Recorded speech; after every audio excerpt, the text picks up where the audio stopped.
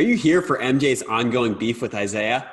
Oh, it is so good. I am old enough to remember Isiah Thomas and Magic Johnson kissing to start NBA games. And this is the opposite of that, where 40 years later, you're looking at something and they still hold on to those pettinesses and the bitternesses and the resentments all these years later. I've talked to Pat Riley about this, guys. He has trouble talking to Michael Jordan and Larry Bird because of the scars they left, having any kind of conversation with them, because at that time in basketball, it was played totally different. I understand why it is Michael Jordan would hate everything about those Pistons. There are very few athletes who could have endured that level of violence, and that level of Bill Laimbeer only gets famous as someone who's trying to injure the best athlete that's out there. We don't play basketball that way anymore. Let me throw something out here, guys. This may sound crazy. What if Michael Jordan and Isiah Thomas don't dislike each other, right? And I say this because I actually wound up on the phone with Isiah a couple weeks ago, and he asked something. He said to me, he goes, "You ever heard me say anything bad about Michael?" I said, "No." He said, "You ever heard Michael say anything bad about me?" And I stopped and thought about it. I was like, no, I can't even point to it. And even in that documentary, you can't point to it. You could point to Mike dismissing the idea that Isiah thought it was okay to walk off the floor and all of that. But a lot of the reason that we think that there is beef in this place is that putting the beef on Mike is an excuse for America to continue its irrational hatred of Isiah Thomas, which stems entirely from one moment. If Larry Bird was black, he'd be just another guy in the NBA. And people have been taking that out on Isiah from the day he said it and look for any other reason to say that that's the case. And they come down on the everybody hates Isiah. But when you start asking people to really name the folks that do hate him, it gets to be a little bit more difficult. I should have just called you this morning because I found myself deep in a rabbit hole because I couldn't understand after watching the documentary last night how Jordan could hold such a grudge on such a minor grievance, like such a minor transgression. Like it was nothing. He kind of didn't shake his hand. Like it's not a big deal. It's not enough to warrant him icing him out of the dream team and him still be upset about it decades later. Like it doesn't make sense just to not shake his hand.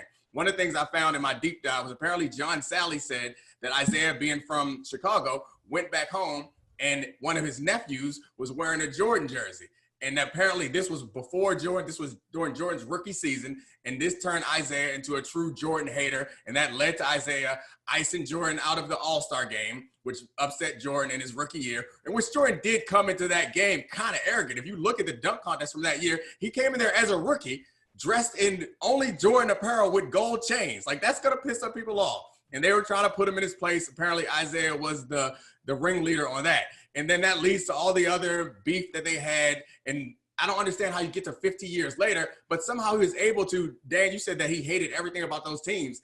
He didn't hate Dennis Rodman. Like, he was able to forgive him. He didn't shake his hand either. So none of this makes sense unless what Bomani just said is true, that maybe they didn't really hate each other.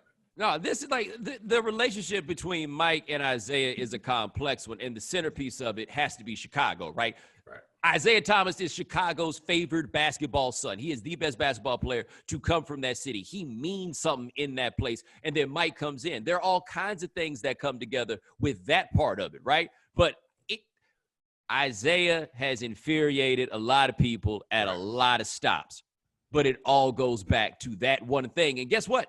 I'm not even sure Larry Bird hates Isiah Thomas in the way that we say. They sat and did a press conference days after that particular event happened. I recall, Larry Bird ultimately fired him, but wasn't Isiah Thomas the coach of the Pacers when Larry Bird is the executive that's over them? Maybe, just maybe, the people that don't like Isiah Thomas find it easy to say that everybody else doesn't like Isiah Thomas to explain their distaste for Isiah Thomas because they don't want to say why they really don't like him. And Isiah could hate Larry even more because even though the story is Jordan kept Isiah off of the Dream Team, like the one person on the Dream Team that at that point could not contribute anyway was kind of Larry Bird. So if you're going to take somebody off the Dream Team and put somebody else on, it might not have been Stockton, as everyone said. It might have been Larry Bird. So Isiah could look at Bird and say, you took my spot on the Dream Team, and everyone hates me because I said one thing that was obviously factually inaccurate. Yeah, how much different is the world if Bird doesn't steal that pass, right? The Bird steals the ball play. If that doesn't happen, we don't get that question about Larry Bird just being another black dude.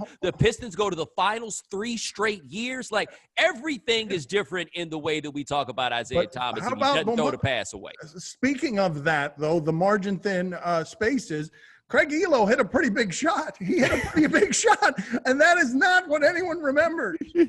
Yo, Craig Elo hit the layup to, like, go up in the game on the backdoor cut, and then, Doug Collins called that play for Dave Corzine until Mike told him to give him the ball. They give Mike the ball. Literally no one could stop Mike from making that shot. But Ron Harper was talking about what he said it was that he didn't get to defend Mike on that play. Why? Did you want to be in the highlight? Right? Did you want to be the Craig Elo of this? Because that's all you would have been. Nobody was stopping Mike from getting that shot off.